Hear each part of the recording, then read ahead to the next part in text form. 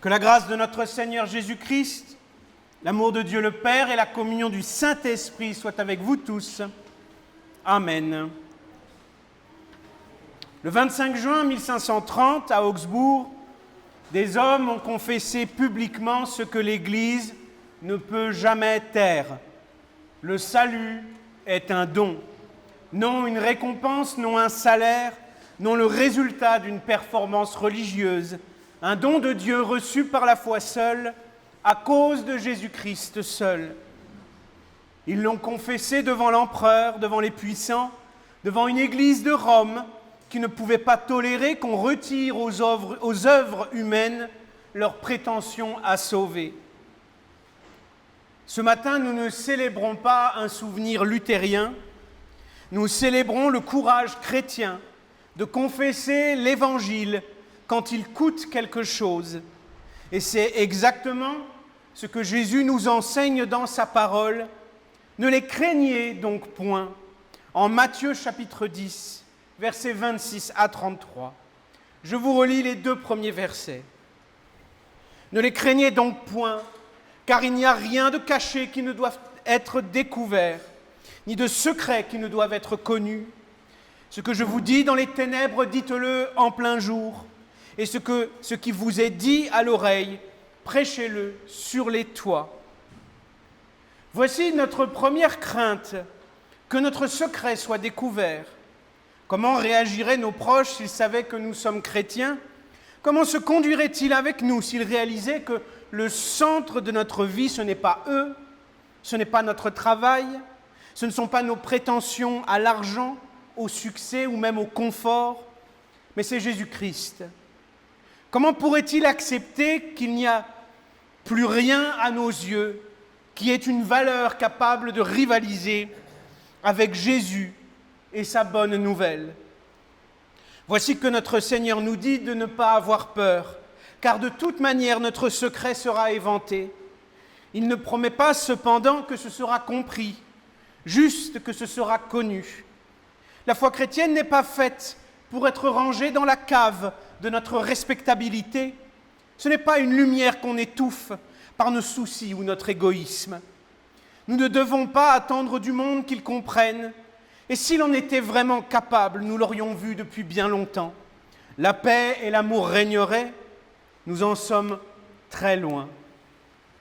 Jésus nous appelle à un double deuil, celui du secret et celui de l'acceptation du monde. Ni l'un ni l'autre ne sont possibles, parce que la bonne nouvelle s'oppose frontalement à tout ce qui fonde le monde. Au lieu de mérite, au lieu d'œuvre, au lieu de compétition et d'efforts valorisés, Dieu proclame que nous sommes tous mauvais, qu'il n'y en a pas un seul parmi nous qui soit digne d'être sauvé. Et en Christ, mort à notre place sur la croix, il dit que c'est par grâce, par faveur imméritée, par pur amour, qu'il décide de nous pardonner et nous ouvre les portes du paradis. Comment ça? Comment ça, il n'y a rien à faire? Comment ça, il y a tout à recevoir? Alors même que toute ma vie n'est qu'un combat pour me faire remarquer, me faire apprécier, surmonter mes peurs, vaincre les obstacles, m'imposer sur les autres. Voici que Dieu arrive et balaie tout. Et voici même qu'il affirme que la règle a toujours été la même de toute éternité, que ce n'est pas le fruit d'un caprice divin, mais que c'est le sens même du cosmos depuis son origine. Alors l'homme n'est pas simplement coupable de s'être trompé, et il n'a pas été victime d'une machination perverse visant à lui cacher la vérité. Il est simplement, dans son être même, incompatible avec la vérité, mort spirituellement, incapable de la recevoir. L'homme sans Dieu est ennemi de la grâce, il rejette le don gratuit de Dieu. Il n'en veut pas parce qu'il veut être comme Dieu, il veut être glorieux, il veut être puissant, il veut être efficace, il veut être à la hauteur, il veut être fiable. Le monde rêve de sa propre puissance et de sa propre maîtrise, et qu'importe les témoignages qu'il reçoit de ses échecs et de ses faiblesses, il ne faut surtout pas changer le narratif. Il doit toujours donner l'impression de maîtriser la situation. Vous devez toujours donner l'impression de maîtriser la situation. Votre vraie crainte, ce n'est pas tant que votre secret soit connu du monde, mais c'est que la réaction du monde, quand l'illusion sera brisée, soit violente et injuste. En effet, un mensonge ne disparaît pas sans se débattre. Satan n'a pas l'intention que sa machination disparaisse si facilement. Verset 28. Ne craignez pas ceux qui tuent le corps et qui ne peuvent tuer l'âme. Craignez plutôt celui qui peut faire périr l'âme et le corps dans la géhenne. Pourtant, ne craignez pas, n'ayez pas peur d'eux, de leur colère, de leurs reproches. Que peuvent-ils vous faire? Vous avez déjà le trésor, vous connaissez la vérité. Jésus-Christ est venu pour vous sauver et il a fait l'impossible. Il est ressuscité, il a vaincu le mal, Satan et la mort pour vous. Tout ce qui peut tuer votre corps a encore autorité dans le monde déchu. Mais tout ce qui pourrait condamner votre âme a été vaincu par le Christ. Il n'y a rien qui puisse maintenant annuler sa victoire. Il n'y a rien qui puisse vous en séparer, sinon votre propre rejet de la grâce. Votre âme est gardée pour la vie éternelle, non parce qu'elle serait intouchable en elle-même, mais parce que Christ l'a rachetée, lavée, revendiquée, et qu'il ne laisse pas tomber ce qui lui appartient. Votre âme ne connaîtra pas la géhenne, vous n'irez pas en enfer, nous le savons, et pourtant nous avons peur. Parce que notre chair est faible, nos angoisses reviennent aussi vite que la perspective d'être persécutés pour notre foi. En France, contrairement à d'autres pays, ce n'est pas pour la santé de notre corps que nous avons des craintes, mais pour notre réputation. La mort que nous redoutons est sociale. L'isolement, le mépris, le rejet, voilà ce qui terrifie le chrétien au quotidien et qui empêche son témoignage. Nous vivons comme si Dieu n'était pas capable de nous secourir quand nous témoignons, comme s'il ne nous donnerait pas de quoi supporter tout ça. Il n'est ni agréable d'être moqué, ni heureux d'être isolé parce qu'on croit en Jésus-Christ. Et nous ne devons pas chercher à l'être. Mais la vérité, c'est que ces conséquences ne sont rien au regard du cadeau éternel que Dieu nous a fait en Christ. Ce sont des désagréments passagers, un inconfort bien petit comparé à ce que notre Sauveur a subi sur la croix. Il faut alors se résoudre sans aucune peur. Cela va arriver. Ils viendront tôt ou tard nous persécuter et s'opposer à nous. Ils viendront nous voler ce que nous avons de plus précieux, prestige, réputation, vie sociale. Mais le vrai trésor leur sera hors d'atteinte. Dieu lui-même y veille et le garantit. Vous pourrez tout perdre, même jusqu'à votre vie, pourtant vous serez toujours avec Jésus. Il est le gardien de votre âme. Il vous fait déjà appartenir à son royaume. Il vous emmène là où personne ne pourra vous attraper. Vous êtes libre, profondément libre en Christ, car rien ni personne ne peut désormais vous enlever votre véritable richesse. La géhenne, l'enfer, voilà ce qu'il faudrait craindre si nous étions seuls devant Dieu. Mais vous n'êtes pas seuls devant Dieu, vous êtes en Christ, et Christ a porté pour vous le jugement que vous méritiez. Voilà pourquoi la crainte servile s'effondre et la foi respire. Versets 29 à 31. Ne vend-on pas 2 passereaux pour 1 sou? Cependant, il n'en tombe pas un à terre sans la volonté de votre Père. Et même vos cheveux sont tous comptés. Ne craignez donc point, vous valez plus que beaucoup de passereaux. Le Dieu qui vous sauve, le Dieu qui vous dit de ne pas craindre, est un Dieu qui maîtrise le monde qu'il a créé. Même s'il donne des apparences d'injustice et de chaos, de souffrances aveugles et d'espérances évanouies, le monde entier est sous la gouvernance divine. Il ne se passe pas un jour, pas un seul, sans que Dieu n'intervienne personnellement dans la marche du monde. Rien ne tombe hors de sa main, ni ce qu'il ordonne, ni ce qu'il permet, ni ce qu'il retourne contre le mal pour sauver les siens, car il veut que sa création arrive jusqu'au jour de son retour, jusqu'à la fin des temps. Les hommes s'agitent et, guidés par leurs péchés, par le mal en eux, ils produisent désordre et mort. Mais cela n'empêche pas Dieu d'être souverain. Il aura le dernier mot, il jugera le monde entier, et nul mensonge, nulle violence, nul refus de sa grâce ne resteront impunis. La volonté de Dieu survole la mêlée, et rien ni personne ne peut empêcher qu'elle soit appliquée. Mais notre Seigneur ne s'implique pas qu'à grande échelle. Jésus nous rappelle qu'il est aussi présent dans les petites choses, pour chaque passereau qui tombe à terre, pour chaque petit oiseau qui nous quitte ou qui naît. Notre Dieu est présent, il est à l'œuvre. Chaque détail de sa création a été pensé. Pour toutes les œuvres, il est actif. Il intervient vraiment dans le monde. Et s'il est capable de le faire pour de si petites choses, pourquoi ne le ferait-il pas avec vous? Cela voudrait-il dire que vous ne connaîtrez pas de souffrance et de persécution, qu'il vous protégera de tout? Non, Jésus nous dit que Dieu est présent pour chaque passereau qui meurt et que nous valons bien plus que les passereaux. Il dit aussi que même nos cheveux sont comptés. Dieu connaît tous les détails de vos pensées, de vos actions, de vos émotions, de tout ce qui vous traverse. Dieu connaît tout de vous et il est présent à chaque instant de votre vie. Il ne promet pas l'absence d'épreuves, il promet sa présence puissante et profonde dans l'épreuve. Non pour que vous ne connaissiez pas la souffrance, bien qu'il puisse vous en épargner s'il le faut et s'il le veut, mais d'abord pour que vous ne connaissiez plus jamais la séparation avec lui, le véritable enfer, la solitude éternelle sans Dieu. Le Père ne promet pas que le passereau ne tombera jamais, il promet que même sa chute ne sera pas absurde.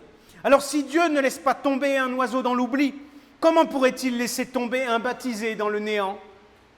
Si le premier don concret et quotidien de Dieu par la foi, c'est d'être présent avec vous tous les jours, c'est parce que sa seule présence donne sens à l'existence, dans la joie et la souffrance. Seul son amour rend supportable et compréhensible ce que vous vivez, car son amour dure à jamais, alors que les raisons que vous pouvez trouver à ce qui vous arrive disparaissent avec vos souvenirs. Dieu seul est le rocher, le pilier, la fondation sûre et certaine de toute votre existence. Le chrétien n'est pas un surhomme, il n'est même pas meilleur moralement que les autres, il est parfois pire pécheur encore, mais il n'est jamais seul, il n'est jamais abandonné, il ne souffre jamais pour rien, il ne connaît plus le désespoir du lendemain fermé, de l'horizon perdu. Il sait que Dieu est présent et cette certitude fait que ce n'est pas plus de confort qu'il désire en premier, mais c'est un jour de plus avec son Dieu, c'est un moment de plus à savoir qu'il est là. Car Dieu, par sa présence, donne la paix, il l'a promis, et cette paix surpasse tout ce que l'intelligence peut comprendre, tout ce que les apparences peuvent dire et tout ce que les épreuves peuvent imposer. La paix de Dieu, c'est le don qu'il fait pour ceux qui sont fidèles et qui croient. C'est le vrai remède contre la peur, c'est votre consolation dans n'importe quelle épreuve. Vous savez que quoi qu'il se passe, quoi qu'il arrive, vous ne serez jamais séparés de lui. Vous êtes sauvés grâce à tout ce qu'il a fait pour vous, grâce à son amour. Versets 32 et 33. C'est pourquoi quiconque se déclarera publiquement pour moi, je me déclarerai moi aussi pour lui devant mon Père qui est dans les cieux. Mais quiconque me reniera devant les hommes, je le renierai aussi devant mon Père qui est dans les cieux. Aujourd'hui, nous avons baptisé une enfant et une adulte. Des parents se sont engagés pour leur enfant et une adulte s'est engagée pour elle-même. Ces engagements ne sont pas source, mais fruit de leur foi. Ces engagements ne font pas le baptême. Dieu seul fait la valeur du baptême, car il adopte, il libère du péché il purifie, il donne la foi qui reçoit ses grâces par son baptême. L'Église ne fait qu'appliquer le sacrement divin, le don de Dieu. C'est parce que Dieu vous a donné la foi que vous témoignez. C'est parce qu'il vous a relevé, ramené de là où vous étiez, sorti des ténèbres, qu'aujourd'hui, vous allez vous déclarer publiquement pour lui, soit pour vous-même, soit pour votre enfant. Le baptême est même ce qui renforce le témoignage chrétien. Il n'est pas votre engagement, il est ce qui crée votre engagement. Votre baptême, c'est l'adoption, la grâce, le pardon que Dieu vous donne en premier, afin que vous puissiez y répondre par votre déclaration publique de foi. Par le baptême et par la foi qu'il donne, Dieu vous ressuscite spirituellement et vous mène à l'engagement, afin que vous ne reniez jamais ses dons et ses promesses, afin que toujours vous ayez foi, afin qu'à jamais vous soyez unis au Père qui est dans les cieux. Le baptême, c'est l'alliance entre vous et Dieu, le sceau du Saint-Esprit que vous recevez aussi dans le baptême. L'Esprit descend sur vous comme il est descendu sur le Fils devant la foule de témoins. Le baptême, c'est l'amour et la promesse de Dieu qui vous donne l'Esprit, qui fait crier « Abba, Père », qui vous fait reconnaître, enfant de Dieu, héritier du royaume, destiné à la vie éternelle, convaincu de la présence réelle et quotidienne du divin protecteur. Le baptême, c'est ce qui fait éclater votre foi en puissance et en épaisseur, qui vous investit d'une vie plus grande que tout ce que vous pouvez imaginer, et qui va conduire votre témoignage, lui donner sa force et sa vérité. Quoi qu'il arrive, vous avez été baptisé. Quoi que vous viviez, vous avez été baptisé. Quelles que soient l'épreuve, la douleur, la tristesse et même la solitude ressentie, vous avez été baptisé. Vous avez été adopté. Rien ni personne ne peut effacer cette adoption. Que vous tombiez, que vous doutiez, si un jour votre foi tremble, votre baptême ne tremblera pas, car votre baptême ne repose pas sur la force de vos mains, mais sur la main de Dieu posée sur vous. Le baptême est une grâce splendide. Dieu y met son nom sur vous avant même que vous sachiez porter le vôtre devant lui.